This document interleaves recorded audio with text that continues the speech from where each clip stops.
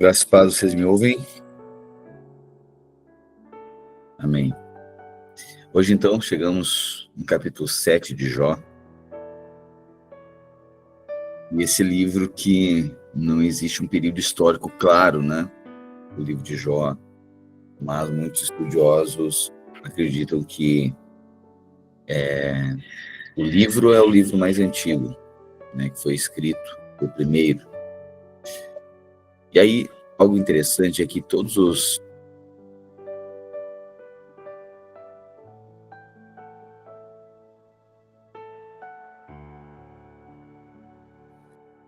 Uma coisa interessante é que nenhum dos personagens aqui no livro de Jó é israelita, é hebreu. E o livro, então, ele apresenta a história de personagens não hebreus, mas com uma série de interpretações e de significados a respeito da justiça de Deus, a respeito da forma com que Deus opera na relação, Deus age na relação dele com o homem. O livro, então, vai abordar uma série de questionamentos em torno dessa relação do homem com Deus, ou de Deus para com o homem. Inicialmente, apresenta, então, um personagem chamado Jó. E esse personagem, ele é temente ao Senhor, ele é justo e é íntegro, e ele honra a Deus. Jó, então, tem todas as características de alguém que é fiel, tem uma ótima relação com Deus. No entanto, a gente percebe que, mesmo sendo alguém fiel, temente ao Senhor, justo, íntegro, alguns males acometem a vida de Jó. Existem algumas coisas que, alguns danos, algumas catástrofes que acontecem na vida de Jó. E é justamente a partir disso que surgem alguns questionamentos por parte de Jó. Porque se ele é um homem íntegro, se ele é justo, se ele honra o Senhor, por qual motivo os males sobrevêm à vida de alguém tão íntegro? O que leva a Deus permitir que males aconteçam na vida de gente boa? Isso aqui é o questionamento de muitos de nós. Então, esse livro, o livro de Jó, conta a história de um homem que aparentemente, então, está sofrendo uma injustiça. Porque se alguém é tão bom, qual é o motivo de Deus permitir que alguns males aconteçam? E certamente eu e você, nós fazemos esses questionamentos. Já fizemos em algum momento, ou fazemos, ou faremos. Né? E normalmente a gente faz esse questionamento quando as coisas, obviamente, não estão dando certo na nossa vida. As coisas não vão bem. O livro conta, então, no capítulo 1, dizendo que Jó era um homem muito rico, o homem mais rico do Oriente Médio. E Jó, então, justo, íntegro, era tão justo que, a partir desse relato de quem era Jó, acontece uma cena celestial. E nessa cena celestial, Deus fala ali com os filhos de Deus, né, que são os anjos, os filhos de Deus, os anjos, e também Satanás. Fala com os anjos e Satanás. E aí, Satanás começa a fazer uma conversa com Deus. E Deus fala assim: olha, tu observou o meu servo Jó, quão íntegro ele é? Aí Satanás responde: claro que ele é íntegro. Tu dá tudo para ele, tu permite ele ter riquezas, ele é próspero, vai tudo bem com a vida dele. Aí Satanás diz assim: se tu tocar nos bens dele, ele vai blasfemar contra ti. E realmente, esse é o grande teste nosso, né? Às vezes está tudo bem e a gente está dentro em popa com Deus. A gente está muito bem com Deus. Mas acontecem algumas coisas inesperadas, alguns problemas financeiros, algumas pressões, alguns problemas de saúde. Normalmente a gente já começa a questionar Deus. Mas Jó, quando ele perdeu o gado, perdeu as posses, perdeu a família toda, e ele não blasfemou contra o Senhor. Depois, Deus fala novamente com Satanás e diz: observaste, ele não tudo isso sobreveio sobre a vida dele, mas ele não blasfemou contra mim. Aí Satanás disse, claro, se tu tocar na saúde dele, ele vai blasfemar. Aí Deus permitiu que Satanás tocasse na saúde de Jó. Só que ordenou, poupa-lhe a vida, não tira a vida. Pois bem, agora além de perder tudo, Jó está numa situação em que ele tem feridas na pele, e aqui estimo que fosse uma úlcera, né, ou lepra, né, que está raspando a pele com cacos de tamanha dor. Alguém que perde tudo, perde família, só não morreu a esposa. E a esposa ainda que ficou, ela se voltou contra ele. Ela disse, olha, por que tu não amaldiçoa o teu Deus e morre? Tu ainda te mantém fiel depois que isso tudo que acontece? Aí ele fala, olha, mulher, tu fala como uma louca, né? Porque na boa temporada, na temporada alta, tu aceitou. E a gente não vai, as coisas boas a gente aceita de Deus. E as ruins não dá para aceitar? Aí ele diz assim, Deus me deu e Deus tomou. Louvado seja o nome do Senhor. A questão é que Jó faz uma leitura de que foi Deus quem havia tomado. E ele faz uma leitura no momento que ele está na baixa temporada. Como muitos de nós, tiramos conclusões a respeito de Deus num momento ruim. Só que a história não havia acabado. E é justamente isso que começa a discorrer agora o livro de Jó. E tu tem essa cena de Jó, alguém muito rico, muito próspero, muito bem resolvido. A partir de e muito íntegro, justo. Então, segundo os nossos critérios, não tem como acontecer alguma coisa ruim para a gente boa, né? Afinal de contas, o universo conspira para as pessoas boas. Esse é o nosso pensamento. Só que quando a gente olha para o livro de Jó, então, não é isso que acontece. Mesmo ele sendo muito íntegro e muito bom, muito justo, ainda assim, existem mazelas, males que sobrevêm à vida dele. E aí começa, então, a partir disso, Jó encontra-se numa situação deplorável. Está um caos a sua vida. E aparecem 3 amigos de Jó. E esses amigos, eles são lá do Oriente Médio e eles carregam o que tem de melhor, o melhor da filosofia do Oriente Médio. Lembrando, nenhum desses personagens aqui são judeus, ok? Pois bem, esses 3 amigos, quando eles chegam eles se deparam com Jó, eles não conseguem nem falar nada de tamanha dor, de tamanho caos. A pessoa não tem o que sequer falar diante de uma situação como aquela. E aí, eles começam a observar Jó. E Jó começa, então, a apresentar suas queixas diante de Deus. Ele não blasfemou contra Deus, mas agora ele começa a fazer pergunta para Deus.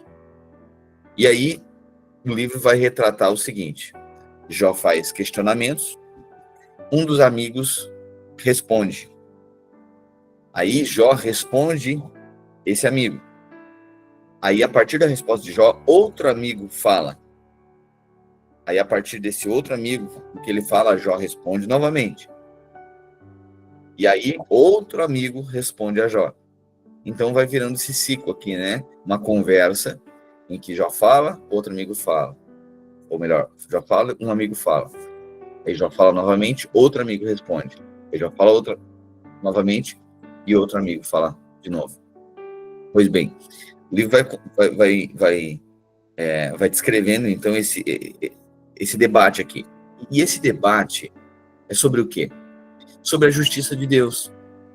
O que está sendo avaliado agora é que Jó, ele debate com seus amigos sobre algumas questões, né? Deus é justo? Isso é uma das questões que é levantada aqui no livro. Será que Deus é justo? Será que Deus governa o universo com justiça? Ou seja, Deus faz diferenciação entre os bons e os maus? E um outro ponto é como explicar o sofrimento do homem. Como explicar o sofrimento de Jó? Então, o que eles chegam a algumas conclusões, né? Os amigos de Jó chegam à seguinte conclusão, perceba isso. Estou dando um panorama aqui para a gente talvez ficar um pouco mais fácil a compreensão. Os amigos de Jó chegam à conclusão do seguinte: olha, Deus é bom, Deus é justo, e a relação da bondade de Deus está totalmente ligado com as ações humanas. Portanto, se os homens forem bons e foram sábios, Deus vai permitir que eles tenham sucesso e vai recompensá-los. Mas se os homens forem maus e tolos, Deus vai imprimir ou permitir um desastre e vários castigos. Portanto, esses amigos olham para Jó, segundo essa leitura, esse entendimento a respeito de Deus, que a maior parte de nós carrega esse entendimento. Estou vendo aqui com câmera aberta 3 pessoas. Estou vendo o irmão Elemar, estou vendo a Isadora e o Vitor. Quem puder, eu sei que às vezes está fazendo alguma coisa, tá? Mas quem puder, eu gosto de ver você também. Obrigado. Estou vendo o Lucas agora, o Heleno, o Leandro, o Bruno, amém, a Luciana, a Lu, obrigado, filho. Então, assim, o que acontece é que muitas vezes nós temos realmente esse entendimento. Você está tentando fazer as coisas certas na sua vida e ter uma relação justa com Deus, correto? É isso que você está fazendo. Então, o que você está esperando? Você está esperando que as coisas boas aconteçam para você, ok? No entanto, o que você também imagina? Muitos de nós, aqueles que não são de Deus ou não têm uma relação com Ele, são injustos, Deus vai pesar a mão sobre eles. Essa é a leitura. Só que quando a gente olha para a vida de Jó, parece que não é assim. Os amigos de Jó chegam a essa conclusão. Se a pessoa for boa, Deus vai recompensar. E se a pessoa for má, Deus vai permitir castigo. Ou seja, quando eles olham para a vida de Jó, acontecendo tudo isso que está acontecendo, ele perdendo família, ele ficando enfermo, ele perdendo dinheiro, eles vão dizer o quê? Jó, isso está acontecendo porque tu deve ter algum pecado. É por isso. E Jó fica injustiçado e indignado com isso. Jó diz, gente, não pode ser. Não é possível. Eu sou justo, então alguém aponta o meu erro e o meu pecado. O que eu fiz? Alguém consegue me denunciar, então? Denuncie o meu pecado, então. É isso que Jó começa a questionar. Ele coloca esses argumentos. Então, aponto o meu erro. Se vocês estão dizendo que o que está acontecendo na minha vida é consequente de alguma coisa, aponto o meu erro. E realmente, Deus havia dito que Jó era justo. Deus havia dito que ele era fiel, era honesto e era justo. Então não tinha pecado em Jó. Jó chega a uma outra conclusão. Olha a conclusão de Jó. Não faz diferença. Se a pessoa for boa, se a pessoa for má, se ela for má, né, exercer maldade, eu acho que não faz muita diferença, porque Deus não governa no mundo com justiça. Deus é injusto. É isso que Jó estava questionando Deus agora.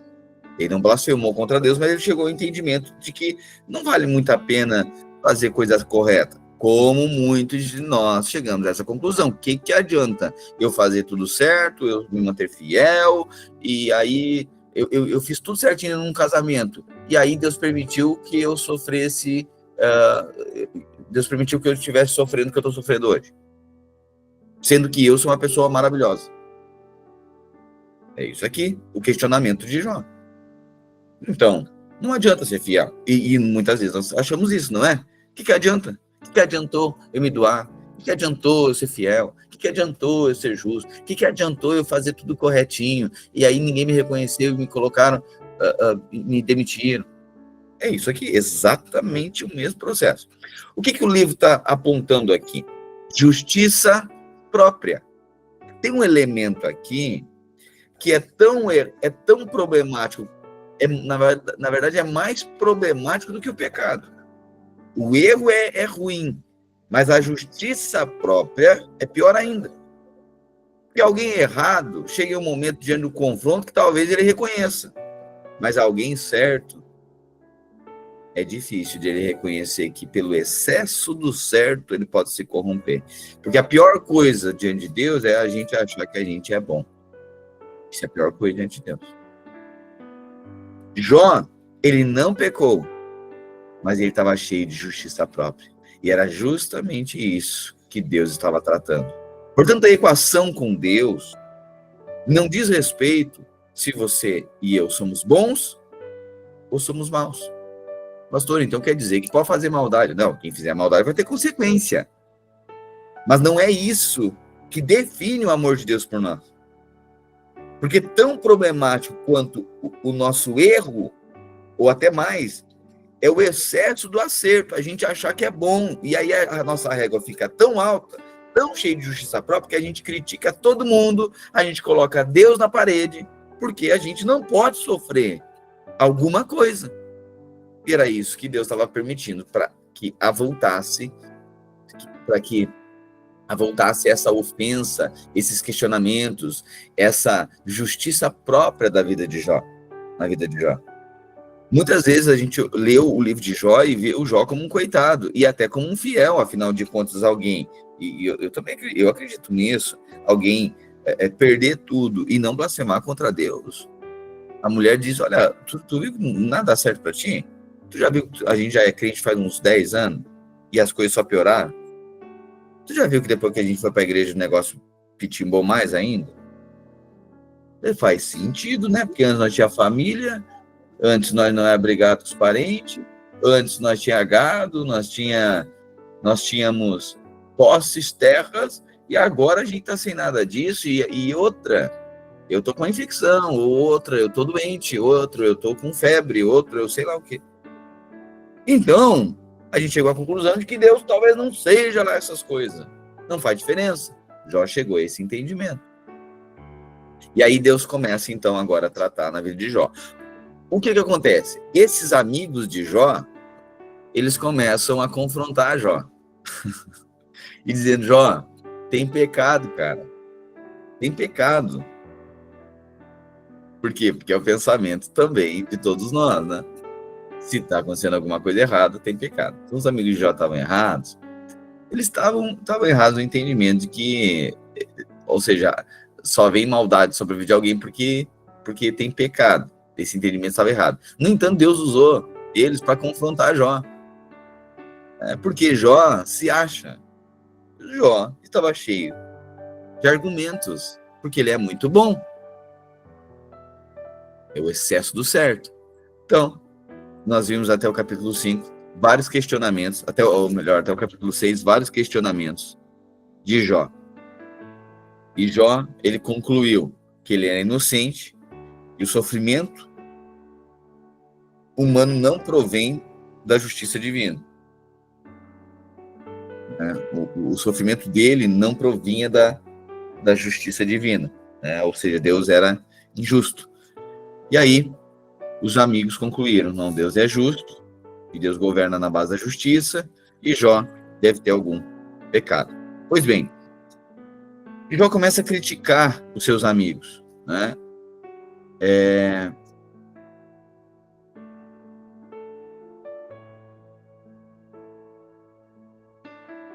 E Jó, ele critica dizendo o seguinte, eu sei que agora vocês, já que vocês estão numa boa temporada, é fácil falar. É isso que Jó fala com eles, né? Diz, pra ti é muito fácil, né? Pra ti é muito fácil falar que isso aqui é tratamento de Deus na minha vida, sendo que as coisas estão indo muito bem pra ti. É muito fácil tu falar que agora a minha baixa temporada financeira é um teste de fé pra mim, sendo que teus boletos estão tudo em dia. Essa conversa aqui. E aí ele fala assim, a verdade até pode doer, né? Mas vocês têm coragem de dar uma de santo pra cima de mim? Vocês querem dizer agora que vocês são tudo certinho. Vocês estão dizendo que eu aqui estou cheio de justiça própria, mas quem são vocês para falar na minha vida? É isso aqui que Jó está falando. E aí, Jó agora, no capítulo 7, ele continua esses questionamentos. E a gente vai ver que, primeiro tem essa conversa, Jó debatendo com os amigos, e depois Jó se volta para falar somente com Deus. Aí Jó começa a conversar diretamente com Deus. Vamos lá? Capítulo 7, de Jó.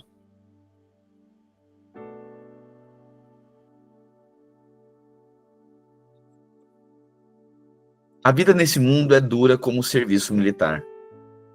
Todos têm de trabalhar pesado, como escravo que suspira pela sombra, como trabalhador que espera o seu salário. Mês após mês só tenho tido desilusões, e as minhas noites têm sido cheias de aflição. Essas noites são compridas. Eu me canso de me virar na cama até de madrugada e fico perguntando, será que já é hora de levantar?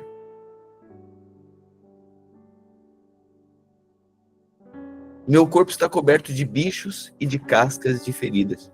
A minha pele racha e dela corre pus.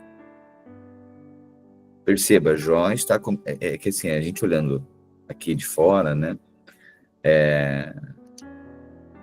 Realmente, fica um pouquinho mais fácil, mas na pele, alguém sentindo na pele, isso aqui não era pouca coisa não, tá? Eu só quero dar dimensão. Alguém está no pior estado da sua vida. Tá?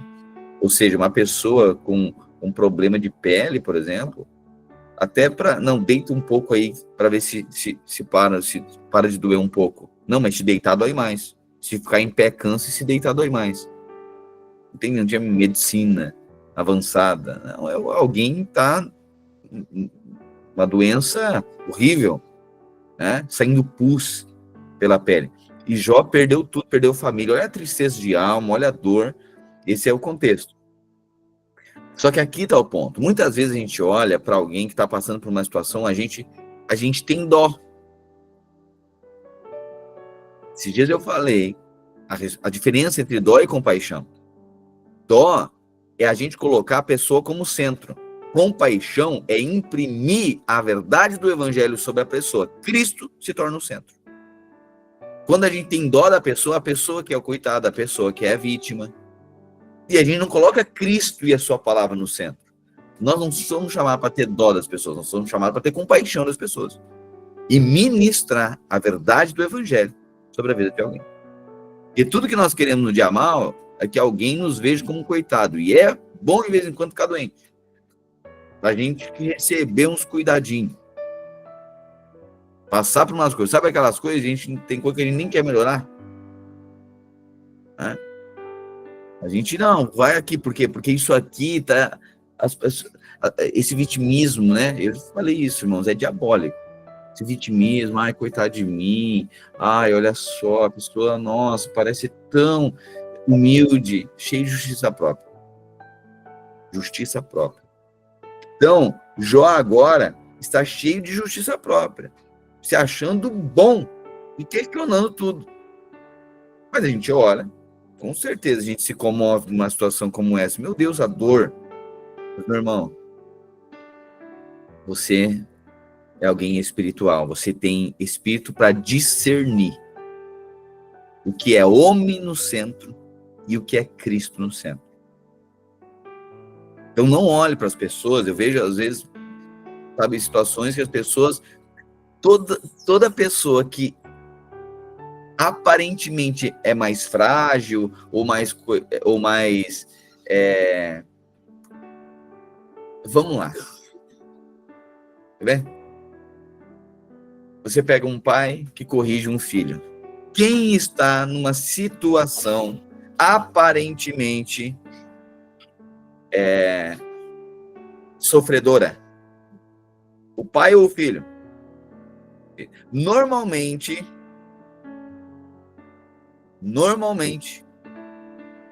a gente vai ter dó de quem? Do filho ou do pai? Mas não seria de ter, vamos lá, dó do pai? Meu Deus, olha só, imagina a dor que o pai está passando, tendo que fazer isso aqui para colocar esse filho, para disciplinar esse filho e orientar esse filho.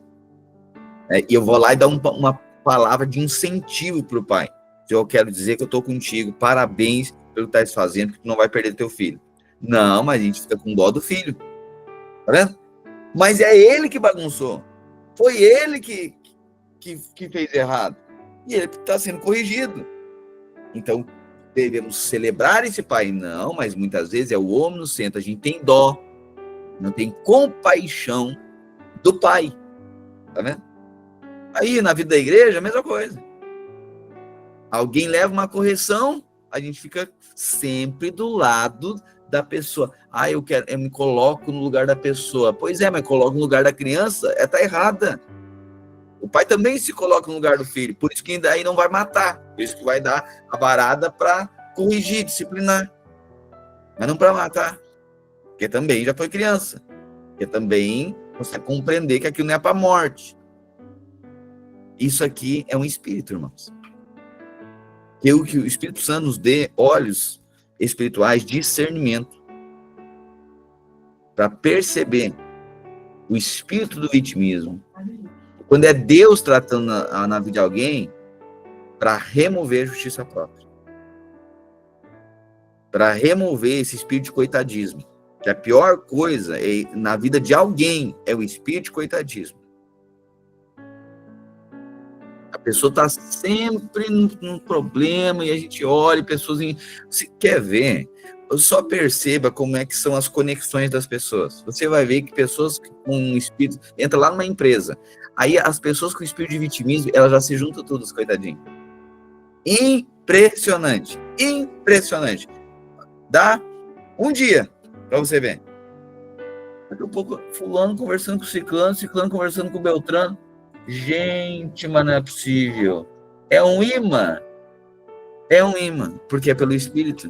Os coitadinhos todos já se vão, as pessoas, os mais maduros, é aquela coisa, os caras que gostam de trabalhar já se achegam com aqueles. Ou nem conseguem chegar porque estão trabalhando, né? Mas os que não são do pega se encontram tudo na porta do banheiro lá, porque eles matam mais tempo lá no banheiro para matar serviço do que lá trabalhando. Você tá entendendo? Que é um espírito. As nossas conexões são espirituais. E nós precisamos, como cristãos, ser maduros. E aqui não cristãos, porque a gente é de uma igreja, como filho de Deus. Ser maduro para discernir isso. Porque a pior coisa na vida de alguém, a coisa mais anticristo, é a gente ter dó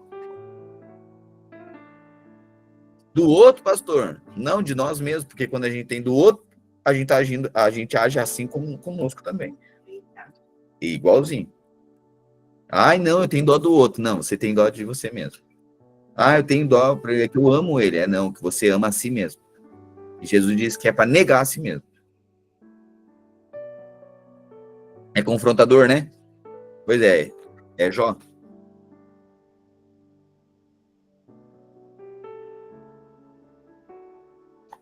Aí Deus depois começa a fazer uma série de correções aqui em Jó. Mais uma vez. O grande problema de Jó é que Jó é muito bom. Ele é muito bom. Ele só faz o que é certo. Ele, olha, parece irrepreensível. Mas é cheio de justiça própria. Então, a palavra de Deus aqui, meus irmãos, a gente está aprendendo, sabe, que o Espírito Santo jogue luz para nós aniquilar a nossa vida, toda essa justiça própria, de a gente se ver como coitado nas situações. De Deus do céu, se a gente receber uma repreensão, se a gente passar por um problema financeiro, se a gente passar por um problema de saúde, a gente vai colocar Deus na parede e dizer, por que tu permitiu que eu fizesse isso? Situações que você vir. Pego isso como um exemplo. Pais corrigindo o filho, só um exemplo, tá? Assim como um irmão confrontando o outro. Dá parabéns para o irmão que tiver. E, obviamente, que esse confronto é alinhado com a palavra, não é porque acha, não é o outro brigando com o outro. Não. A gente ministra a justiça, a gente faz julgamento, mas não faz juízo. Sempre vi Jó como vítima. É assim que a gente se vê, Clair. Tá vendo? A gente olha para a situação porque a gente se vê na situação. Né? A gente se vê como... Ou seja, lembra? Eu acabei de falar. Né? Isso é todos nós, viu? É isso aí. A gente vê como Jó como vítima, por quê? Porque a gente se vê. A gente é vítima. E aí agora Deus vai pegar, vai acabar com isso na vida de Jó. Por que que Deus permitiu que isso acontecesse? Olha só o que eu fiz para Deus ser tão duro comigo. Né? O que eu fiz para Deus ser tão... permitir que essas coisas tão pesadas acontecessem comigo? eu falei já, aconteceu algumas coisas na minha vida e acontecem, né? E eu tenho, sim, procurado discernir, mas eu cheguei em alguns momentos a algumas conclusões que... E assim, a tentação é achar que não, tá? A tentação é achar que não. Mas eu cheguei, por exemplo, teve um tempo de uns 2 anos na minha vida que foram anos intensos, de um tratamento intenso na minha vida. E tem outros que são daí em outros níveis, de outra forma, que também são tanto quanto ou até mais. Mas a gente não acha que dói tanto porque a gente já está mais morto, vamos dizer assim. Não está tão vivo, daí dói menos. Quanto menos vivo a gente tiver, dói menos. Quanto menos cheio de nós mesmos, melhor. Tá? Mas eu cheguei à conclusão. Eu disse, mas por que o tamanho dessa pancada aqui? Aí eu cheguei. Sabe por quê? Porque esse é o tamanho do meu ego. Eu cheguei a essa conclusão. Eu disse, essa pancada foi tão grande porque meu ego é desse tamanho. Que a varada é de acordo com a rebeldia. Porque se é só um mal entendido, basta uma correção que ele ouve. Mas se é obstinado, tem que prender ele. Não é assim nas leis dos homens? Não basta uma advertência para alguns resolver a vida e outros tem que prender ele. Que se deixar solto, eles bagunçam com a vida de todo mundo. Não é assim na lei dos homens? Pois é. Com Deus é a mesma coisa. Basta uma instrução, alguém já submete e me perdoa. Não precisa 10 irmãos falando a mesma coisa. E a pessoa ainda não, porque cheio de argumento. Por quê? Justiça própria. Jó é esse tão bom que a justiça própria dele era desse tamanho. Meu Deus! Você imagina alguém tão bom? Sabe aquela pessoa que você diz, não, esse aqui, meu Deus do céu, só falta ser crente. Só falta morrer. Por quê? Porque pode estar ali. Aparência de bondade. Nossa, que pessoa maravilhosa. Nossa, a pessoa não tem boca para nada. Nossa, a pessoa, olha que querido. Cheio de justiça própria. Pastor, a palavra de Deus diz para não julgar os outros. Eu disse, não sei que palavra que diz isso. Paulo diz, dentre os irmãos, é para julgar a causa uns dos outros. Mas não é para emitir juízo. Fazer julgamento é perceber se Deus, numa situação que chega, diz, não, vamos julgar essa situação. Realmente, isso aqui está acontecendo assim, é Deus, irmão. É Deus. Mas eu não emito juízo, tá vendo? Olha só. Isso aí tem pecado, condenando a pessoa. Não. Aí é fazer juízo. A gente não faz juízo. Mas Paulo diz para a gente julgar a causa uns dos outros. A causa que chega até nós, né? Não é para ficar... Não, é que eu sou fiscal de causas da igreja. Ele procura os problemas todos dos outros. É fofoqueiro. Até outra pregação. Tá? Não, porque tem gente que é assim, não, é que eu fui levantado. É o anjo da igreja. Não, irmão, daí é se meter na vida dos outros. Então é o seguinte, a gente se mete naquilo que chega até nós. Então, tá lá nosso GC, os problemas do GC. Irmão, chegou coisa do outro GC, não é seu. É fofoca. Ai, tu viu que a fulana... Não, a gente tá no... mas nós como corpo de Cristo, bom, se essa demanda chega para que você faça parte da resolução disso, amém? Agora, se você não tem a ver com esse negócio, é fofoca. Então não tem que estar dando pitaco, não tem que estar falando o problema que está acontecendo na vida dos outros. Que isso aí é fofoca, isso aí é um mundo cheio. Como que nós vamos fazer essa diferenciação? O que é fofoca e o que é coisa para você resolver? Bom, fofoca é tudo aquilo que você não está responsável por aquilo. Você sabe, mas você não tem responsabilidade nenhuma, fofoca. Agora você é responsável por participar da resolução daquilo e redimir aquela pessoa. Resoluções. Aí você entra no problema para resolver, para redimir, para fazer julgamento, mas não fazer juízo. Amém? Vamos ler a Bíblia? Estamos lendo? Aleluia. Estamos lendo a letra, mas discernindo o Espírito. Amém? E que o Espírito Santo nos liberte da praga, pior praga. O erro, não, a justiça própria. Porque o erro, a gente reconhecendo, tem salvação e tem perdão. Mas a justiça própria, Deus resiste ao soberbo. Jó diz o seguinte: as noites são compridas e eu me canso de me virar na cama até de madrugada e fico perguntando, será que já é hora de levantar? Meu corpo está coberto de bicho e de casca de feridas. A minha pele racha e dela corre pus. 6. Os meus dias passam mais depressa do que a lançadeira do tecelão e vão embora sem deixar esperança. Lembro, ó Deus, que a minha vida é apenas um sopro e os meus olhos nunca mais verão a felicidade. Olha a desesperança na vida de Jó. A vida é um vento passageiro, ele está dizendo, e os meus olhos nunca mais verão a felicidade. Eu sei que no problema financeiro a gente diz, nunca mais vou recuperar.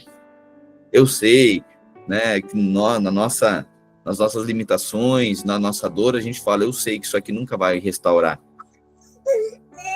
Tu me vês agora, porém não me verás mais. Olharás para mim, mas eu já terei desaparecido. Ele disse, eu sei que está acabando por aqui.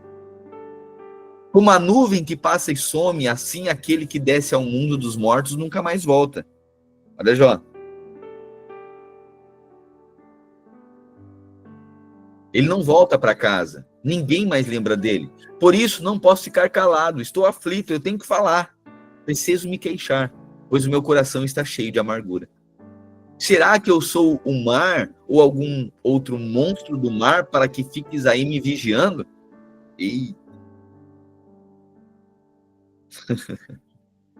Será que eu sou tão ruim assim? Eita! Eu não acredito que eu seja tão ruim assim. Será que eu sou um monstro agora? Virei um monstro?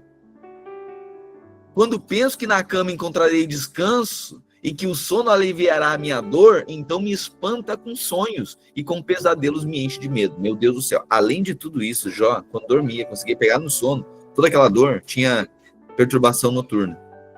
Meu Deus. Eu prefiro ser estrangulado. É melhor morrer do que viver neste meu corpo. Muitos de nós, em algum momento a gente disse, né, Deus, por que eu não me levo então? Detesto a vida, não quero mais viver. Deixa-me em paz, pois a minha vida não vale nada.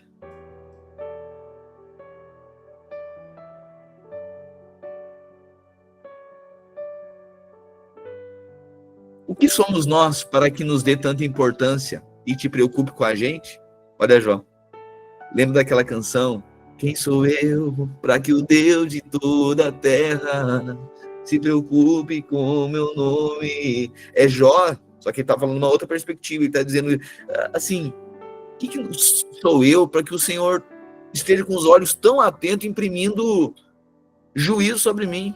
Que tamanho importante, me deixa um pouco, me deixa em paz, Deus. Sabe? Pega outro. Que somos nós para que nos dê tanta importância e te preocupes com a gente? Porque nos vigias todos os dias e a todo instante nos fazes passar por provas. Por que tudo isso? Quando deixarás de olhar para mim, a fim de que eu tenha um pouco de sossego? Sabe o que ele já está dizendo? Dá um tempo, Deus. Dá um tempo, dá alivia, pelo menos 6 meses, assim, dá aliviada. Meu Deus. Irmãos, esse que vos fala, que lê aqui para você, é quem muito falou isso. E por vezes a grande tentação é falar, Deus, não vai parar, não dá uma trégua. Né? Por que nos vigias todos os dias e a todo instante nos faz passar por provas? Quando Deus deixará de olhar para mim a fim de que eu tenha um momento de sossego?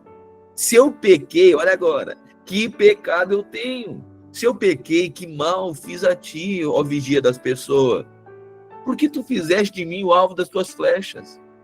Por acaso eu sou uma carga tão pesada assim? Eu sou uma pessoa tão difícil? Às vezes a gente não fala para Deus, mas fala para o outro, né? Por que não perdoas o meu pecado e não apagas a minha maldade, então? Logo estarei na sepultura. Tu me procurarás, mas eu não existirei mais. Ela está dizendo, por que eu me tornei um alvo tão importante para ti? Olha agora, a primeira fala de Bildade, o primeiro amigo, um dos amigos de Jó, correto? Na verdade, esse é o segundo amigo, né? Ontem a gente já leu o primeiro amigo. Hoje é o segundo amigo, Bildade. Bildade, segundo a leitura que eles fizeram, que os amigos fizeram, é que Deus é um Deus justo. E, portanto, tem pecado na vida de Jó. Então, o que ele recomenda? Que Jó volte para Deus. É isso que eles recomendam. Então, Bildade, da região de Sua, em resposta, disse: até quando você, Jó, vai falar assim? Até quando suas palavras serão como um vento forte?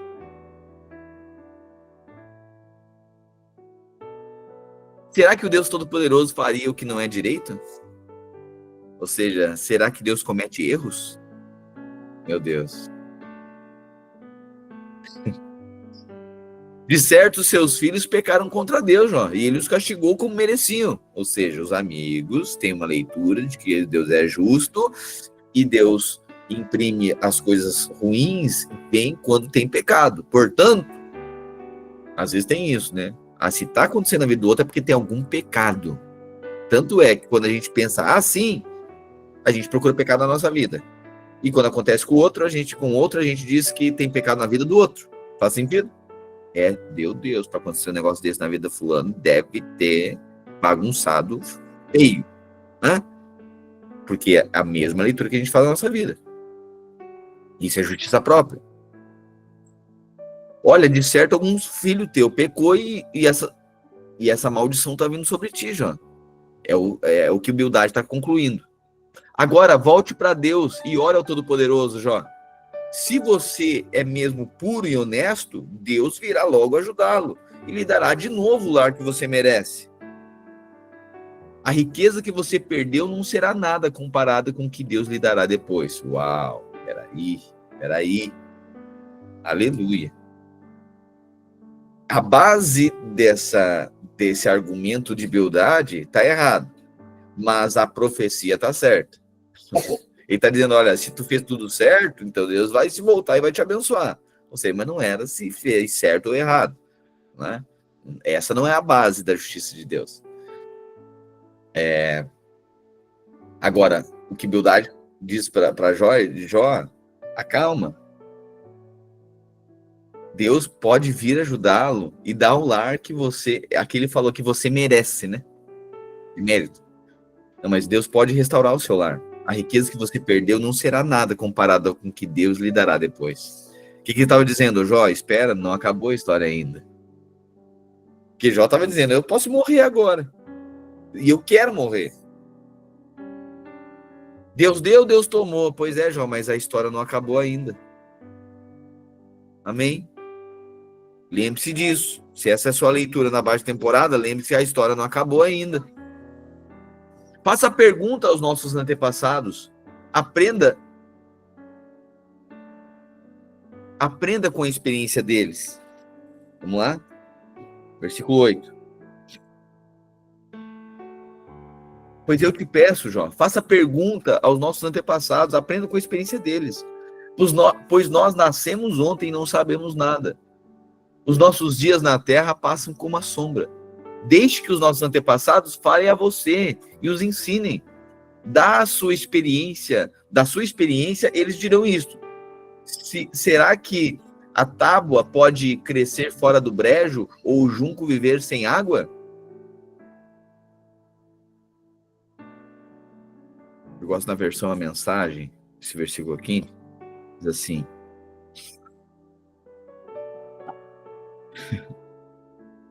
Apresente a questão aos nossos antepassados.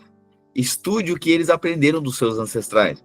Temos muito a aprender, pois somos recém-chegados. E a vida é tão passageira que nem tempo nós temos. Então, por que não deixar que os antepassados nos ensinem a sua sabedoria? E que nos instruam no conhecimento e que nos instruam no que conhecem por experiência. Podem as mangueiras crescer sem solo?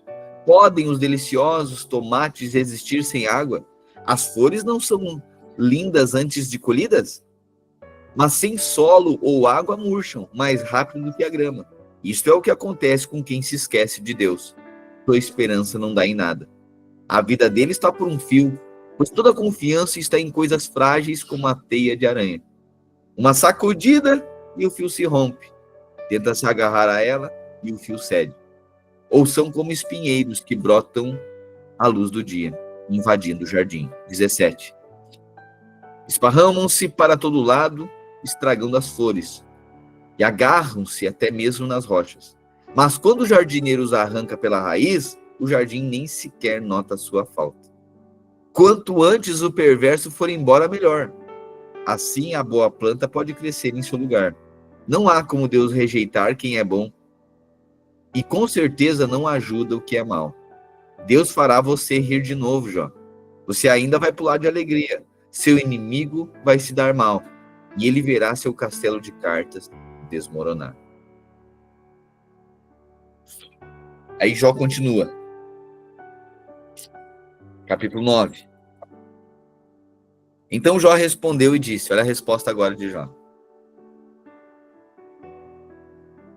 Eu sei muito bem que as coisas são assim, mas como é que uma pessoa pode provar a Deus que ela está com a razão? Quem se atreve a discutir com Deus?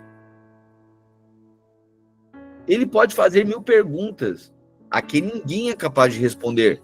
A sua sabedoria é profunda e o seu poder é grande. Quem pode desafiá-lo e vencer? Sem aviso, ele muda de lugar os montes e na sua ira os destrói. Deus manda terremotos e o chão treme. Ele abala as colunas que sustentam a terra. Deus dá ordem e o sol não nasce. Ele apaga a luz das estrelas. Deus sozinho estende o céu. Ele pisou sobre as costas do mar. Deus criou as estrelas em grupos. A Ursa Maior, as 3 Marias e as 7 Cabrinhas, e também fez o Cruzeiro do Sul. Deus faz coisas grandes e maravilhosas, e os seus milagres não têm fim. Deus passa perto de mim e eu não vejo. Ele vai andando e eu não percebo. Se Deus quer ficar com alguma coisa, quem pode impedi-lo? Quem se atreve a perguntar o que estás fazendo? Deus não volta atrás na sua ira. A seus pés caem derrotados os aliados do monstro Raabe. Quem sou eu então para responder a Deus? Onde eu vou achar palavras para discutir com ele? Ainda que eu tivesse razão, eu não responderia. Ele é meu juiz. Só posso pedir misericórdia. Já está falando isso aqui, né? Um pouquinho mais à frente a gente vai ver que não é isso que acontece. Ele começa a questionar Deus. Não, eu jamais colocaria Deus na parede. Só questão de tempo. Ele é meu juiz, só posso pedir misericórdia. Ainda que eu chamasse ao tribunal e ele se apresentasse, não acredito que ouviria o meu caso. O já está dizendo, olha, eu não fiz nada para merecer isso. Foi Deus que quis. E se foi Deus que quis, vai eu tentar discutir com Deus? Não tem ele muito mais argumento que eu não tem o que fazer. Já está dizendo, não tem o que fazer. Não acredito que ele ouviria meu caso. Deus me esmaga como uma tempestade e sem motivo aumenta as minhas feridas. Tá vendo? É Deus que está fazendo isso comigo. Ele não me deixa nem respirar e enche de amargura a minha vida. Farei uso da força, ele é forte.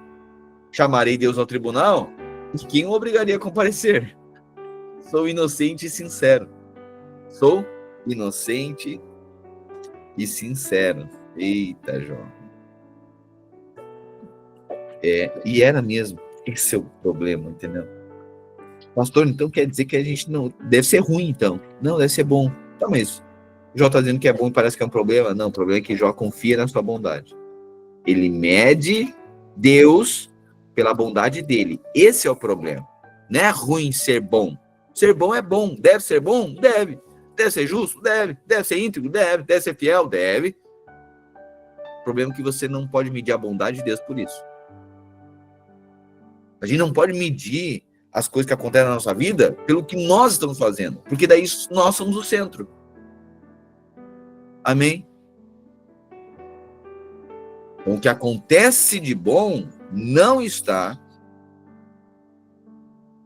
diretamente ligado ao que nós fazemos de bom. Nem o que acontece de ruim está diretamente ligado ao que nós fazemos de errado. Não julgue Deus por você. É esse o contexto que Jó está fazendo isso. E está julgando a Deus pelo que ele é. Sou inocente e sincero, mas as minhas palavras me condenariam, me declarariam culpado. Sou inocente. Mas não me importo com isso, estou cansado de viver. Para mim, é tudo a mesma coisa. Por isso digo que Deus destrói tanto os bons como os maus. Tá vendo? Ele está dizendo que Deus é injusto. Deus é injusto. Para mim, tudo é o mesmo. Por isso digo, tanto destrói ele o íntegro como o perverso. Se qualquer flagelo mata subitamente, então se rirá do desespero do inocente. Ou seja, se de repente uma desgraça mata pessoas inocentes, Deus ri. Ou seja, Deus não está nem aí para mim. Ou seja, para mim tudo é a mesma coisa. Esse versículo 22 aqui do capítulo 9, tá, é chave aqui, tá? Para mim, essa é a conclusão de Jó. Deus é injusto. Para mim, tudo é a mesma coisa. Por isso, digo que Deus destrói tanto os bons como os maus. Deus é injusto. É isso que ele está falando. Deus entregou o mundo nas mãos dos maus e cobriu os olhos dos juízes com uma venda. E se não foi Deus quem fez isso, então quem foi? Os meus dias correm mais depressa do que um atleta. Eles fogem sem ter visto a felicidade. A minha vida passa como um barco ligeiro, como uma águia quando se lança sobre um coelho. Posso tentar esquecer as minhas queixas, posso deixar o meu ar triste e voltar a ser alegre, mas logo os meus sofrimentos me deixam apavorado, pois sei que Deus não acredita que eu seja inocente. E se ele acha que eu sou culpado, não adianta nada lutar. O sabão não pode lavar os meus pecados. O sabão mais forte não pode limpar o mal que cometi. Deus me joga na lama, e até a minha roupa tem nojo de mim. Deus não é um ser humano como eu, e por isso não posso responder-lhe, nem podemos resolver a nossa questão no tribunal.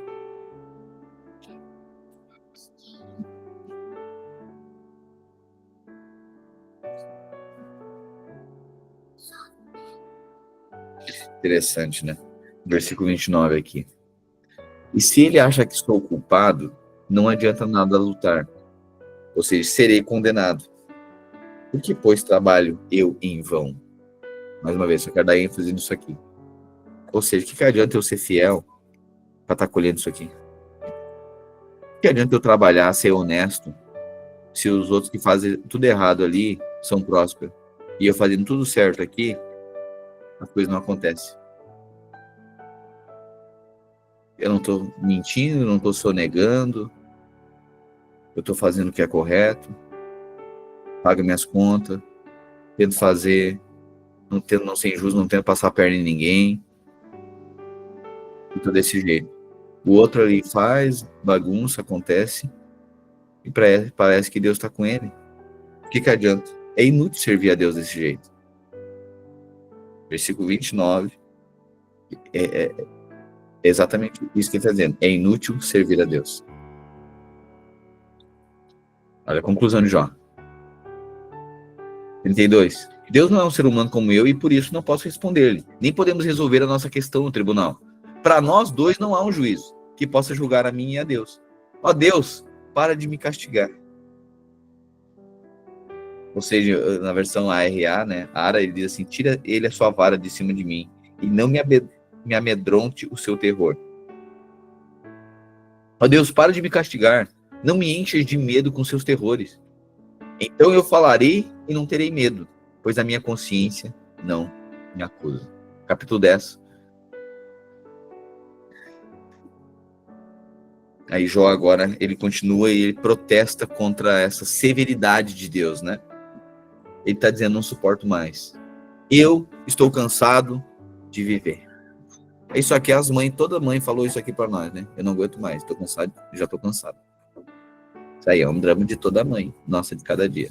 Eu estou cansado, tá? Porque vocês vão chegar um dia nessa casa e não vou estar mais. Tá? A mãe falou isso, todo mundo um dia cansa da vida, né? Ou todo dia cansa de todo mundo. Eu estou cansado de viver nessa casa. E eu vou desabafar mesmo, é isso que Jó está falando. Olha aí. Eu vou desabafar e falar da amargura que tenho no coração. Ou seja, a minha alma tem tédio. A minha vida darei livre curso à minha queixa. Falarei com a amargura da minha alma. Direi a Deus, ó Deus, não me condenes. Diz-me, do que me acusas, qual é o meu pecado? Por quê? Versículo 2 aqui. Dize-me de que me acusa, qual é o meu pecado? Tu mesmo me criaste. Como então pode ter prazer em me maltratar e desprezar, Deus? Tu não viu que era bom, que o homem era bom? Viu Deus que era bom. Foi tu que me criou, Deus. E aí agora, como então tenho prazer de me maltratar e desprezar e em aprovar os planos dos maus? Por acaso tem olhos como nós? Será que vês as coisas como nós vemos? Olha, eita, Jó é bom no argumento também, né? Eita, Jó é bom no argumento. Olha o que ele fala para Deus. Ô Deus, acaso a maneira que tu vê é como os homens? Tu tem os teus olhos, são olhos de carne? Tu vê como a gente vê? Não, porque não é possível. Os teus olhos devem estar corrompidos, porque quando tu olha para mim, tá vendo maldade, então de certo tu vê como a gente vê. É forte o argumento, né? Discutir com o Jó é pegado. Será que vês as coisas como nós vemos? Por acaso a tua vida é tão curta como a nossa? Ou seja, tá dizendo, não, porque tá roubando a minha vida, Deus. Esse sofrimento todo, eu não tenho mais muito tempo para viver, não. A minha vida tá passando depressa e olha só o caos que eu me encontro. Claro, para ti é fácil, tu é eterno, mas eu é essa vida aqui. Será que vives tão pouco quanto os seres humanos? Então, por que procura saber de todos os meus pecados? Não, porque o que o senhor está procurando na minha vida aqui, acabar a minha vida, e o senhor não vai encontrar. Por que te informas das maldades que cometi? Meu Deus. Pois sabes que não sou culpado e que ninguém pode me salvar das tuas mãos. Irmãos, como é complexo, né? E só o Espírito Santo mesmo, né? Porque, vamos lá, é de ter compaixão. Eu tô, assim, vendo aqui, e vendo, o cara tá na ruim, como muitos de nós. Só que o que Deus estava tratando é muito tênue isso, tá? Meu Deus, como que eu não vou ter dó da pessoa? Olha ali a situação, é horrível, irmão. É de a gente chorar. Mas assim como um pai, quando exorta o filho, o coração dói. Rasga por dentro. Porque é teu filho. Mas se tu não, meu Deus do céu, e a criança tá chorando. Sabe quando você exorta a criança ela é tão frágil. Foi uma varada que você deu. Foi um castigo que você imprimiu. Foi algo que você removeu da criança e ela está chorando. E aquilo te dói. Mas se não chorar hoje, é você que vai chorar pelo resto da sua vida. Se não for ela que chorar quando criança, é você que vai chorar pelo resto da vida. Só que é horrível quando você está disciplinando. Você não tem dó. E aí é interessante, né? Porque aqui está o ponto que muitos dizem assim, nossa, tu não tem coração fazer isso com ela. Tadinha. Tadinho dele.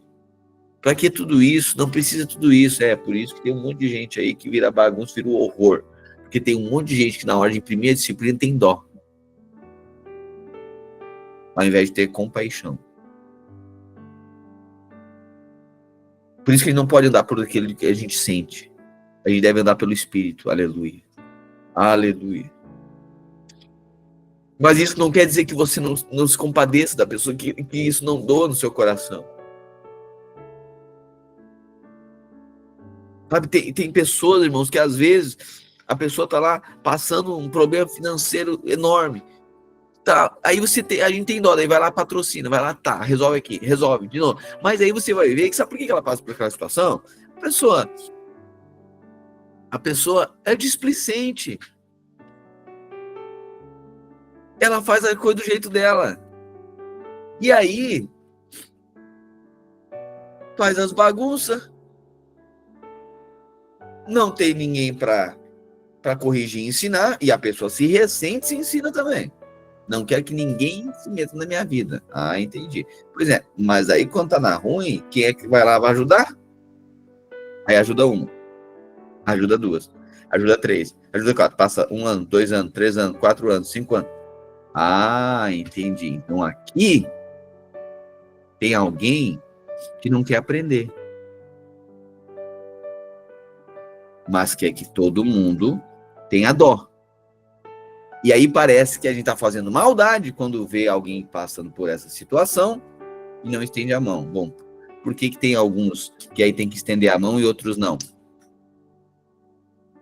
Por que tem alguns é justamente uma temporada, que aquilo é um desafio de fé para nós, um desafio de fé para ele, e aí nós vamos estender a mão e ajudar o irmão. Tem outros que precisa passar pela disciplina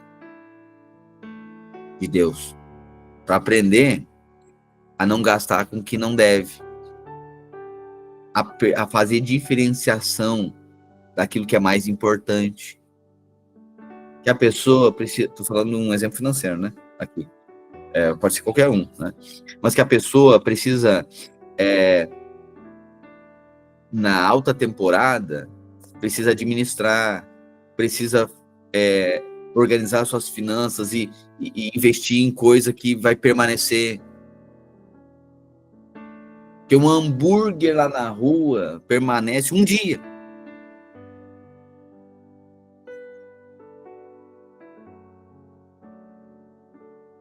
Porque a roupa, não sei das quantas, permanece, ainda que permanece um pouco mais, mas permanece 1 ano e meio.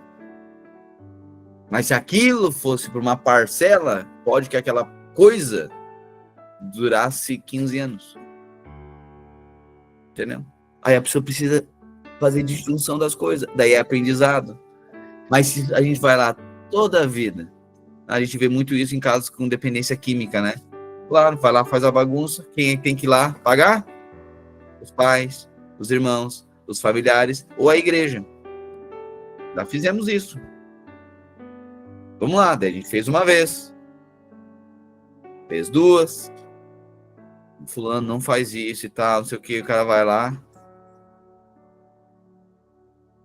e gasta tudo, torra tudo. Tá bom. Aí fez 1, 2. Aí chega um momento que a gente, não, só um pouquinho. Agora a pessoa precisa aprender.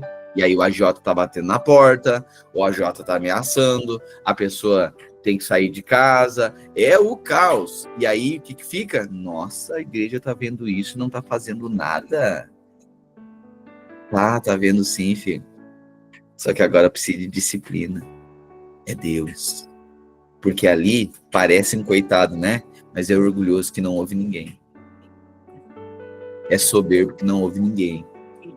Mas aí, se a gente tem uma visão carnal da coisa, a gente vai dizer, nossa, olha só, ninguém... E eles falam ainda que são igreja. É que a pessoa está olhando aqui e agora. E talvez nem saiba quantos boletos já foi pago para livrar ele do agiota.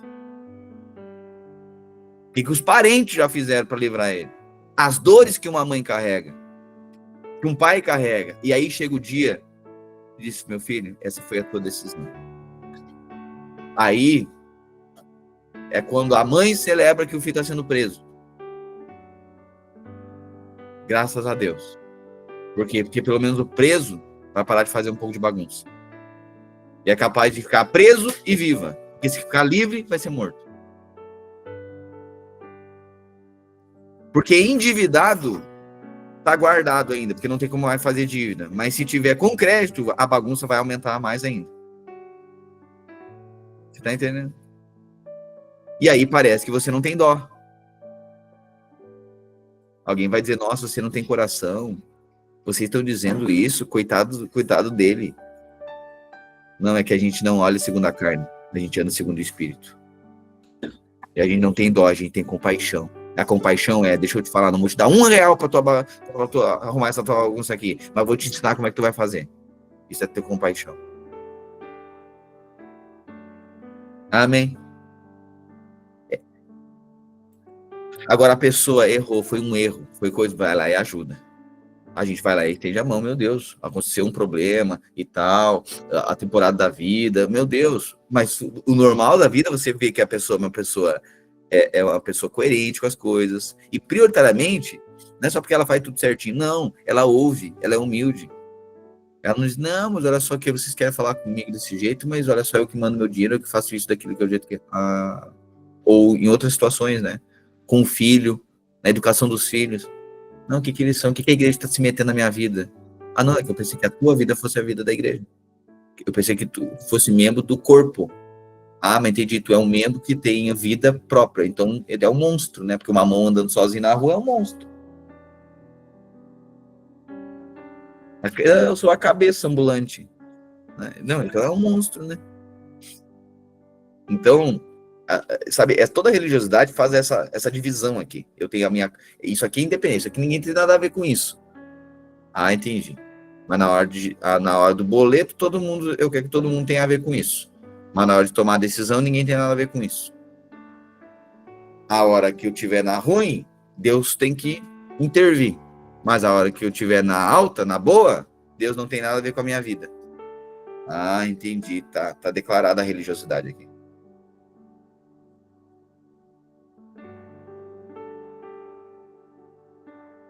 Será que vives tão pouco quanto seres humanos, Deus? Então por que, versículo 6, me procura saber de todos os meus pecados? Por que te informas das maldades que cometi? Pois sabes que não sou culpado e que ninguém pode me salvar das tuas mãos. As tuas mãos me deram fome e agora essas mãos me destroem. Lembra-te que me fizeste de barro, mas tu vai me fazer virar pó de novo? Vai me fazer virar pó outra vez. Tu me fizeste com que o meu pai ou minha mãe me gerassem, que me dessem vida, Deus. Formaste o meu corpo de ossos e nervos e os cobriste com carne e pele. Tu me deste vida e me deste amor, e os teus cuidados me conservam vivo. Mas agora sei que no teu coração tinhas esse plano secreto. Tu querias ver se eu ia pecar para depois me negares o teu perdão. Meu Deus do céu. Tu queria ver se eu ia pecar para depois me negar o teu perdão. Ele tá vendo que Deus é bom? Não. Ele tá dizendo, eu sei que Deus é mau e quer me pegar. Tá vendo? Mas agora sei que no teu coração tinhas esse plano secreto. Querias ver eu pecar e depois negar o teu perdão. Se estou culpado, estou perdido. Se estou inocente, não tenho coragem para levantar a cabeça, pois fico envergonhado quando olho para a minha desgraça. Se levanto a cabeça, orgulhoso da minha inocência. Como um leão me persegues. E até fazes milagres para me destruir. Eita. Tu sempre tens testemunhas que me acusam. Ou seja, olha só, tu sempre tem testemunha que me acusa. Além, eu sei que Deus está fazendo isso com a minha vida, permitindo tudo isso, e além disso, vem uns irmãos ainda querer falar da pitaco na minha vida. Eles não sabem o que eu estou passando. Porque tu não sabe o que eu estou passando. Tá vendo? Irmãos, vamos lá. Já falamos isso em alguma vez? Consegue ser vulnerável? Fulano diz isso, mas ele não sabe o que eu estou passando. Mas a gente não quer ouvir mais ninguém, a gente joga no subjetivo, né?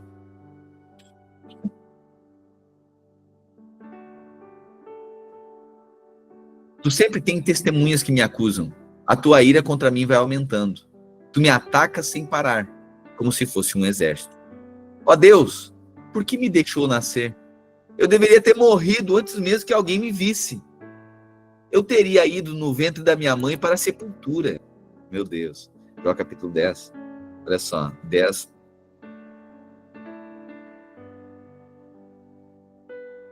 10:18, né? Então, por que me fizeste nascer? Quem dera nunca tivesse me visto. Eu gostaria de jamais ter vivido. Ter sido sepultado sem jamais ter respirado. Meu Deus. Não poderia encerrar agora a discussão sobre a minha vida? Poderias dar uma trégua para que eu possa sorrir por um momento, antes que eu morra e seja sepultado, antes que esteja num caixão fechado, banido sem retorno para a terra dos mortos, onde pela escuridão serei escondido? Capítulo 11. Agora, terceiro amigo de Jó, Zofar. Zofar.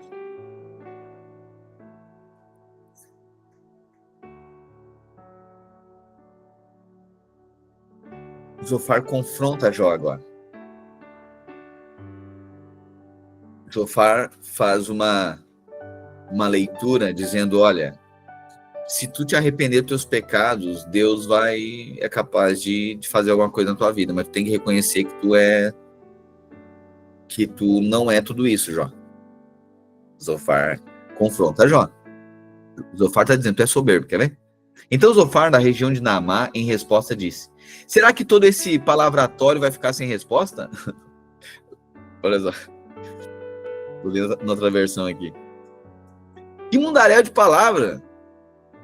Não está na hora de pôr um fim nelas? Seria bom permitir esse discurso descabido? Acha que tu pode continuar falando sem que digamos nada, Jó? Acha que vamos tolerar seus insultos e zombarias calados? Você alega, minha doutrina é perfeita e minha conduta impecável. Versículo 4, né?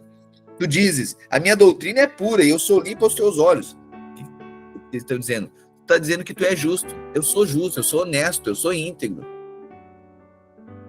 Minha doutrina é perfeita e minha conduta impecável. Ah, se Deus mostrasse uma fração da mente dele e dissesse o que pensa sobre você. Falasse Deus e abrisse os seus lábios contra ti, Jó. Se Deus falar tudo que pensa de ti, Jó, e te revelasse os segredos da sabedoria. Desejo que ele mostre a você o que é a sabedoria de verdade, Jó. Pois a verdadeira sabedoria é bem cheia de complexidade. Mas esteja certo disso, Jó. Você ainda nem recebeu nem a metade do que merece. Uau! Irmão, esse para mim é o confronto mais perito, assim, mais próximo do confronto, ou talvez para mim é o confronto mais alinhado.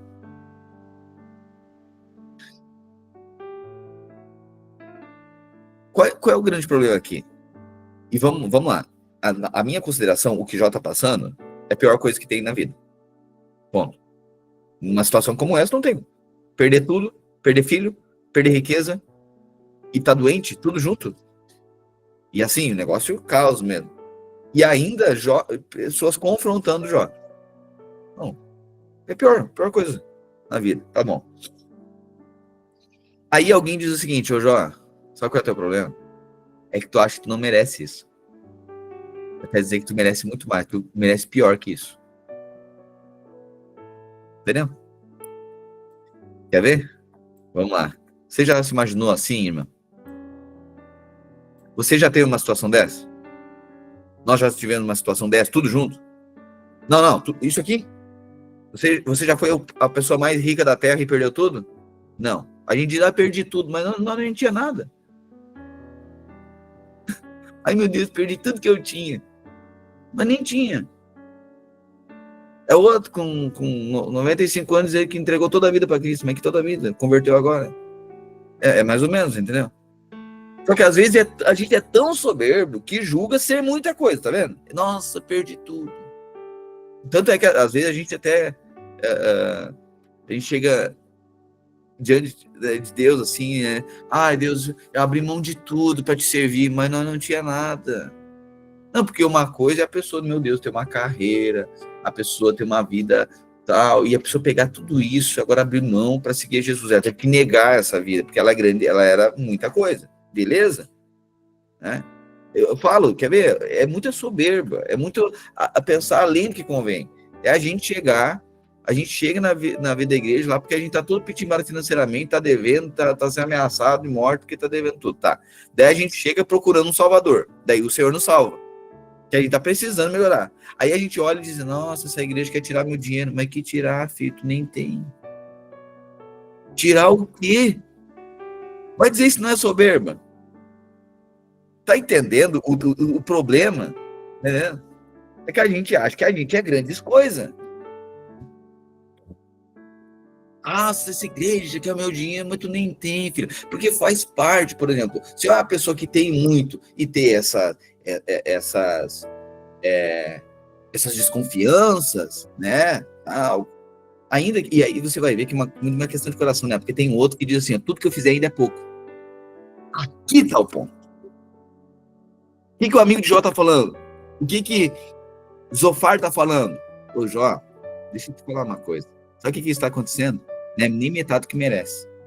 Porque tu é tão soberbo que merece muito mais. Tu tem que te enxergar. Até quando, Deus? Até tu te enxergar. Sabe quando que melhora a nossa vida?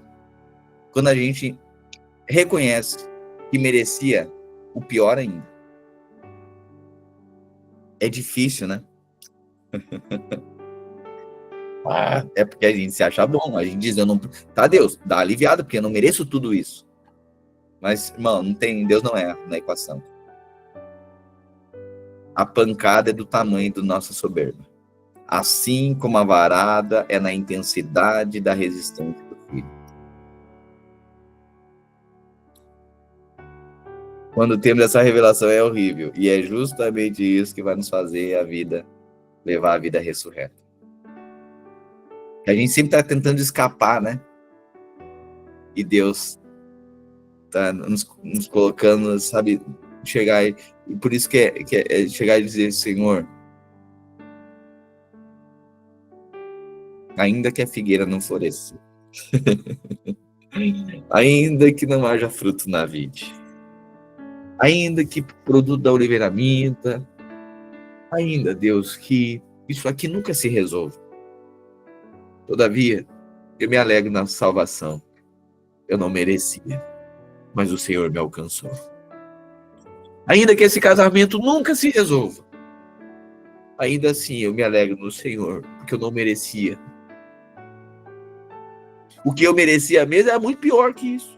Eu merecia a condenação eterna. Isso já foi resolvido, o Senhor já me deu a vida eterna.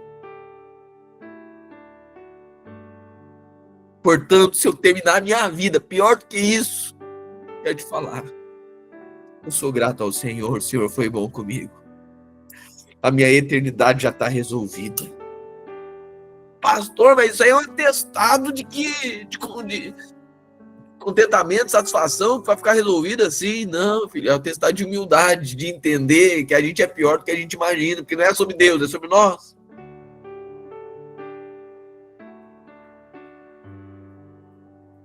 Daí aí as coisas mudam.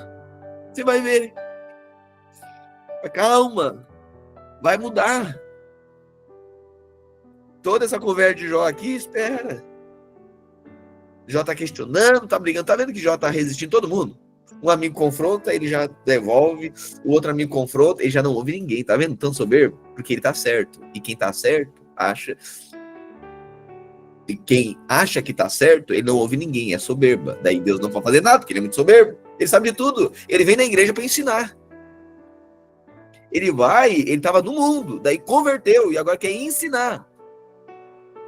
Mas meu Deus, mas quem tava perdido era Deus ou era tu? Não tô entendendo. A pessoa veio para vir da igreja e não quer aceitar o jeito que as coisas funcionam. Mas tu não tô entendendo quem é que é Deus e quem é que é o perdido da história, quem é que é o salvador, quem é que é o salvo. Irmão, eu sei tudo isso na nossa vida, é cegueira espiritual. Oh, Deus. E aí Zofar, ele na medida, ele disse, Jó, deveria ver que Deus ainda é pouco, Jó. Meu Deus do céu. Imagina, irmão, alguém falar isso pra gente. Mas tu amaldiçoa até a 10ª geração desse. Mas sai daqui. Pessoa veio aqui, eu precisando uma palavra de ânimo.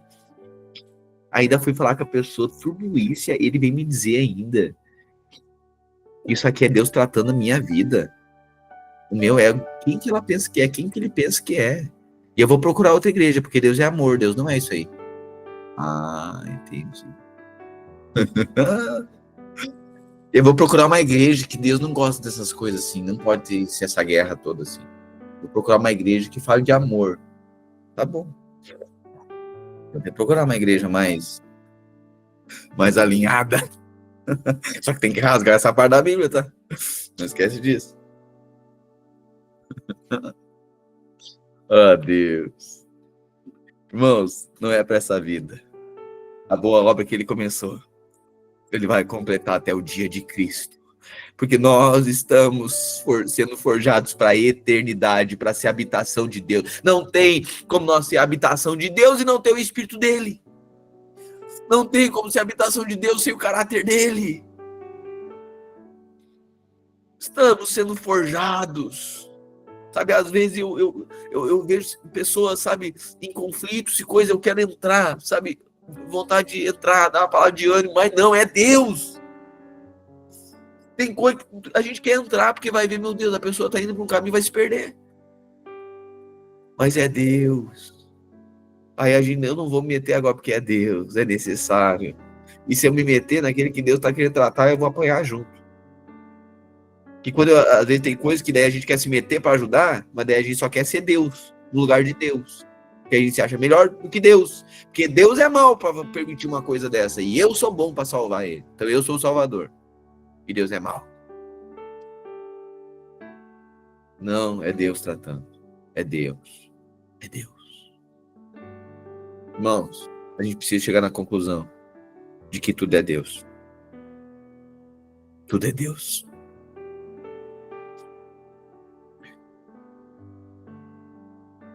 É Deus. Na nossa vida, é Deus.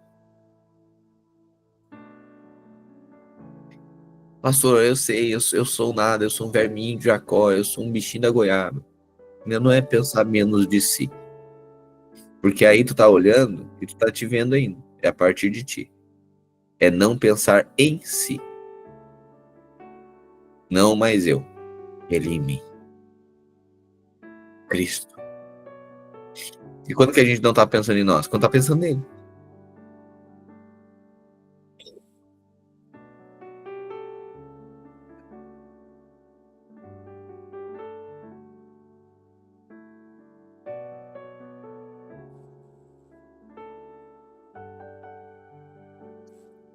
Sete.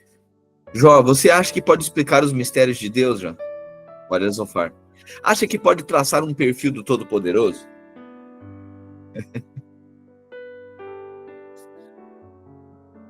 Deus é muito mais elevado que a sua mente, Jó. Deus é mais profundo do que pode compreender.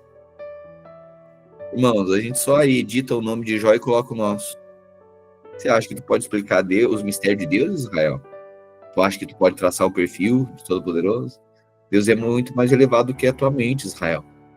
Muito mais profundo do que tu pode compreender. E ele se estende além dos horizontes da terra e é muito maior do que todo o oceano e o mar. Se ele ordenar que o prendam ou arrastá-lo para o tribunal, o que tu poderá fazer?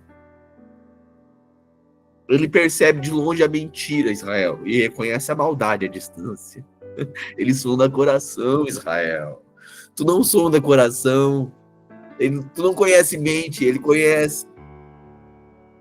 Tu tá vendo por fora, ele tá vendo por dentro, Israel. Ninguém engana a Deus, Israel. Assim o ignorante só será sábio no dia em que a mula aprender a falar. Meu Deus. Ele diz, ô Israel, o ignorante, esses que tu acha, que tu tem dó de ti, né? E tu acha que tu é tão sábio para fazer perguntas para Deus, e tu te coloca como Deus e quer entender. Tu só serás sábio, Israel, o dia que a mula aprender a falar.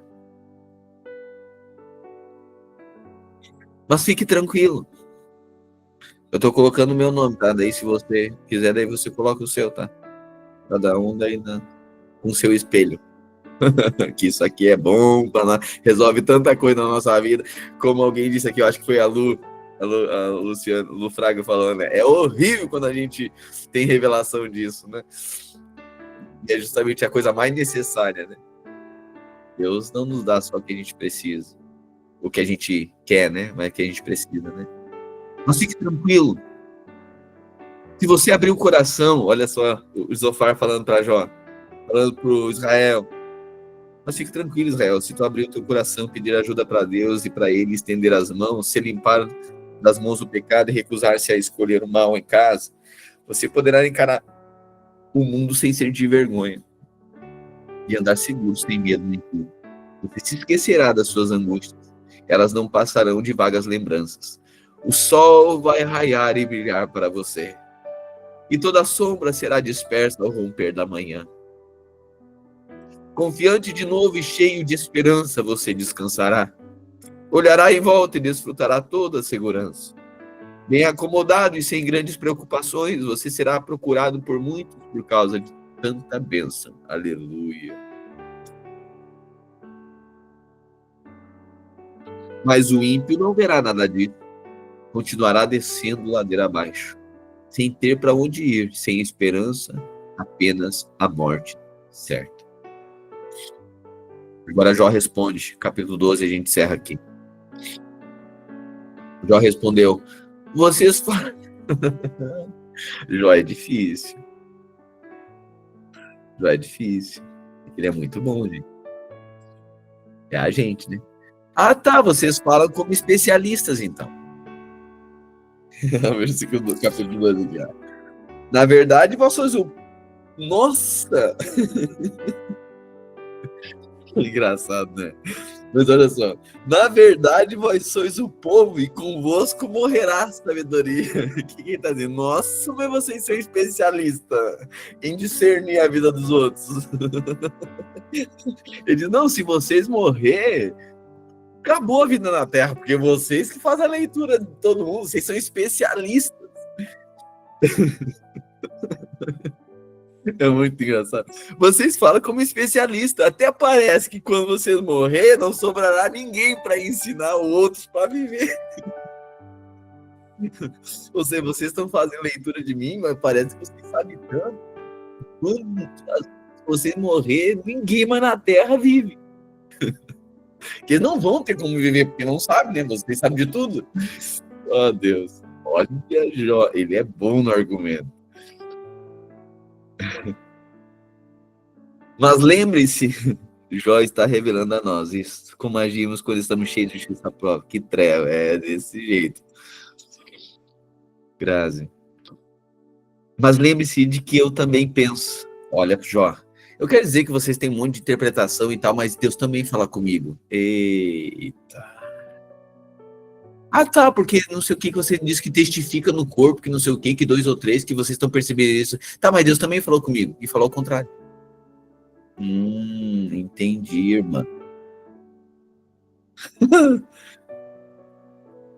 Mas isso só acontece nas outras igrejas, na nossa não. Na nossa é todo mundo aqui humilde de coração, pobre de espírito. Oh, Deus. Só Jesus mesmo, Priscila. Só Jesus. Porque se for um pouquinho de nós, bagunça levera toda a massa. Mas lembre-se de que eu também penso, já falando, eu também penso, vocês pensam, vocês são os sábios, os especialistas da vida, eu também penso. E vocês não são melhores que eu. O que vocês pensam que são? Melhor que eu? Por que vocês acham que estão melhor? Por que Deus fala com vocês e fala diferente de mim? Porque Deus fala com vocês e também fala comigo. Ora, não é preciso ser especialista para saber essas coisas. Eu estou sendo ridicularizado, Jó falando agora, eu estou sendo ridicularizado pelos meus amigos. Então, esse é o homem que conversa com Deus. Ridicularizado sem piedade nem dó. Vejam, o homem que nunca errou.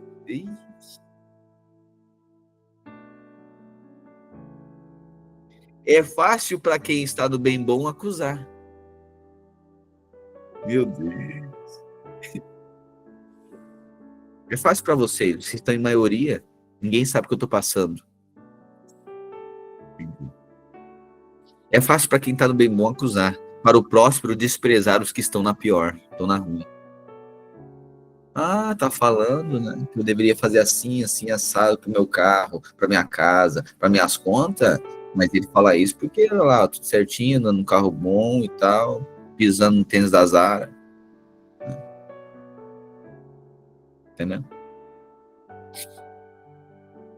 Os desonestos residem em segurança nas fortalezas. E os que insultam vivem no luxo. Tá vendo que é a leitura que a gente faz?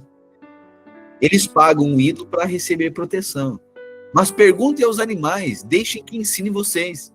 Os pássaros podem dizer o que está acontecendo. Observe a terra, aprenda o belo básico.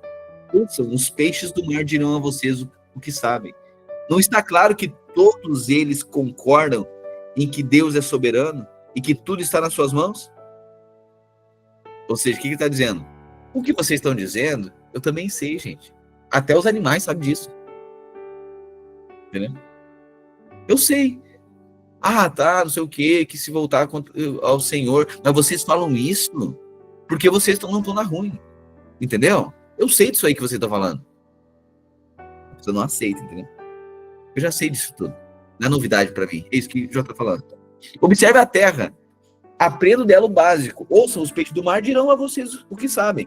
Não está claro que todos eles concordam que Deus é soberano e que tudo está nas suas mãos? Cada alma vivente, cada criatura que respira, o ouvido distingue as palavras, assim como o paladar distingue a comida. Vocês acham que os mais velhos detêm o monopólio da sabedoria? Que é necessário ficar velho para entender a vida? Ui. O que o Zofar falou? Aprenda com os velhos, pega lá o irmão experiente, fala com o pastor, fala com o outro irmão lá, fala com o ciclano, fala com o teu pai, vai lá e fala com ele. Gente, mas quer dizer que só ele sabe da vida, então. Eu não sei de nada, então. Os amigos estavam recomendando a falar com os mais experientes. Eles, gente, é óbvio, eu já sei o que eles vão dizer. Até a terra, até se eu perguntar para um animal, ele vê isso aí que vocês estão dizendo. Eu sei. Não é necessário ficar velho. Por que eu tenho que falar com os mais maduros? Que história é essa, mais maduro? Deus fala comigo, não precisa falar com ninguém. Acaso se ficar velho para entender da vida? A verdadeira sabedoria e o poder legítimo pertencem a Deus. Com ele aprendemos a viver e por que viver. É verdade isso aqui? A verdadeira sabedoria e o poder legítimo pertencem a Deus? Sim ou não? Pertence. Com ele a gente aprende a viver e por que viver? Sim? Sim. Mas o que o Zofar estava falando para Jó? Perguntar para quem? Para as pessoas mais maduras e experientes. Daí sabe o que a gente faz quando a gente não quer ouvir ninguém? A gente diz, eu aprendo de Deus. Deus fala comigo. É na verdade? Deus fala conosco? Fala. Mas a gente esqueceu. E agora Deus está nos tratando e quer usar o corpo. Porque daí, com Deus, a gente ouve o que a gente fala e o que Deus nos confronta, a gente diz que é o diabo falando na nossa mente. Mas aí não tem como dizer, se for o irmão. Se ele derruba alguma coisa, é para valer. Se ele prende alguém, não tem quem escape. Se ele retém a chuva, prevalece a seca. Se ele libera a água, a tudo inunda. Poder e sucesso pertencem a Deus. Tanto o enganado como o enganador devem responder a ele. Ele despe os especialistas de suas credenciais, expõe os juízes como tolos sem critério. Ele desnuda os reis das vestimentas luxuosas e amarra um trapo em volta de uma cintura. Ele despe os sacerdotes dos seus mantos e demite altos oficiais de seus cargos. Ele faz calar a voz dos sábios e dos anciãos, tira o bom senso e a sabedoria. Ele despreza as celebridades e desarma o forte e o poderoso. Ele ilumina o que está escondido em lugares profundos e escuros e converte densa escuridão na luz do meio-dia. Ele faz nações surgir e se extinguir. Faz crescer um povo e dispersa-o. Ele tira a razão dos líderes do mundo e os faz andar por terras sem rumo.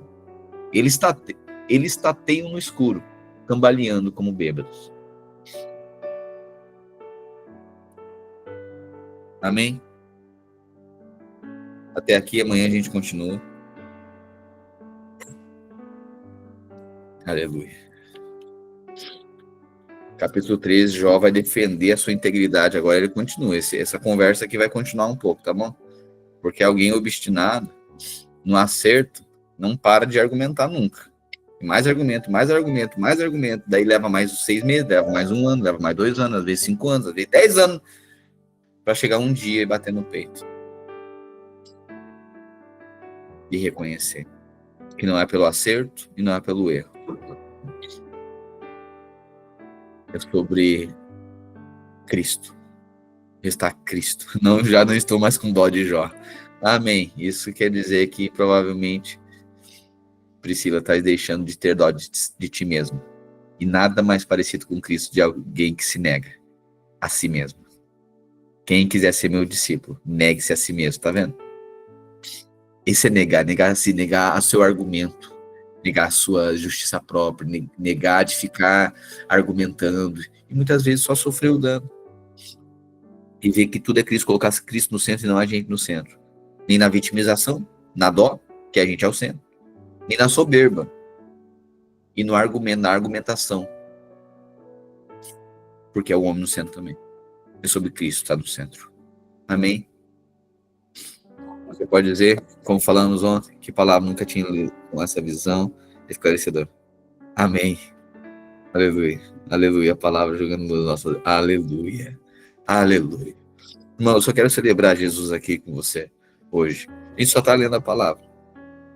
E ela é tanta vida, tem tanta vida. Aleluia. Aleluia. Aleluia. Aleluia, Pai. Aleluia. Jesus, nós te agradecemos. Que o Senhor é bom. Que o Senhor é bom. E nós, a nossa sabedoria humana, como disse Zofar a Jó, seremos sábios quando a mula começar a falar. Poderemos argumentar contra Deus quando a mula começar a falar algumas coisas. Ou seja, joga luz no nosso coração, Jesus. Nós saímos da posição de centro, posição de vítima, e ter dó.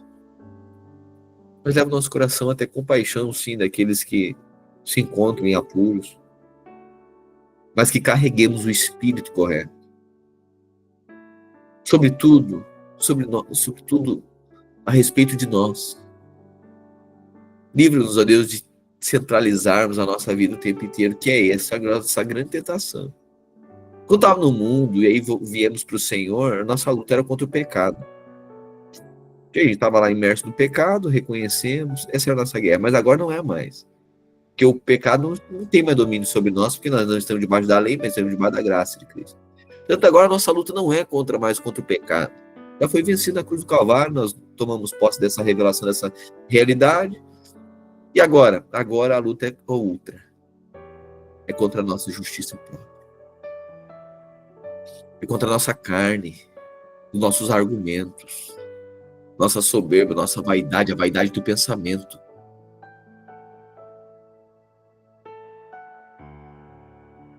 Oh, Jesus, conduza-nos, ó Deus, o teu Espírito a ser prevalecente, a prevalecer em nós. Não mais nós, mas tu em nós. Não mais eu, mas Cristo em mim. Cristo nas nossas relações. Cristo no nosso dia a dia. Nas nossas dificuldades, nos desafios, sejam eles financeiros, sejam eles, ó Deus, emocionais, sejam eles em relação à saúde, sejam de qual ordem for. É o Senhor, é o centro. E nós sabemos, nós conhecemos e temos revelação, o Senhor está jogando luz. Deus, ainda que na pior temporada, o Senhor é bom. E isso não é nenhuma parte daquilo que nós merecíamos de verdade. Nós merecíamos a condenação eterna. E se acontecer de tudo errado, terminar a vida desse jeito, por mais horrível que seja, isso é menos do que a gente merecia. Leva-nos a perceber o tamanho da tua bondade e nos dá a vida eterna. E Jesus, é só o teu Espírito que pode fazer isso. A nossa mente não consegue compreender isso naturalmente. A nossa força não consegue ser. Nós não conseguimos ser quebrantados, assim como muitos de nós falam, de vez em quando a gente fala, eu estou me quebrantando. Ninguém se quebranta, é Deus que está quebrando a gente. O vaso não fica se quebrando. O vaso não quer ser quebrado. É o Senhor. É o teu Espírito. Não é quando a gente quer, é quando o Senhor imprime. Não é no nosso tempo, é no teu tempo.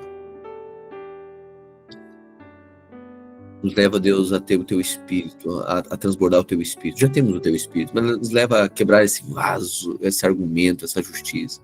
E ser parecido com o Senhor. E andar pelo Espírito, ser maduro espiritualmente. Não com os olhos de dó, mas de compaixão. Sobretudo, a respeito de nós mesmos.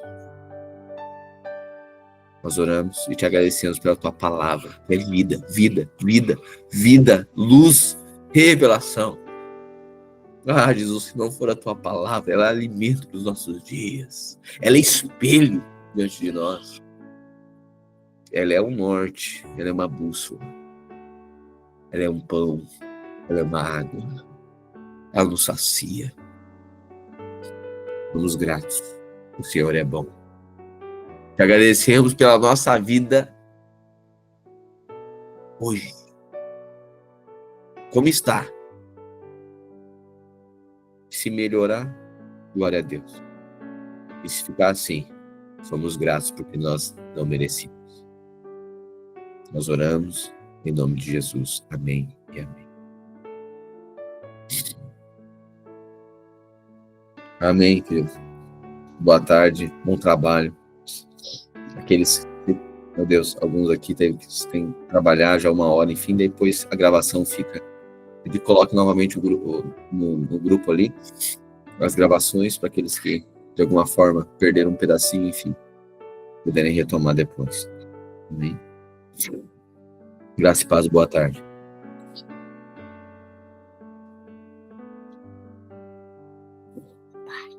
Coloca aqui um coraçãozinho.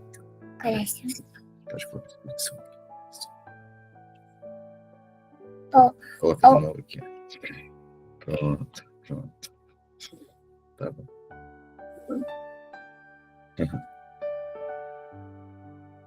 As gravações estão disponíveis no aplicativo também. Isso, no aplicativo ali, tem um link lá, tem um tópico, né?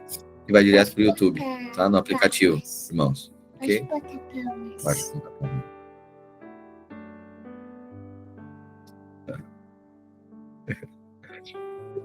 Legal.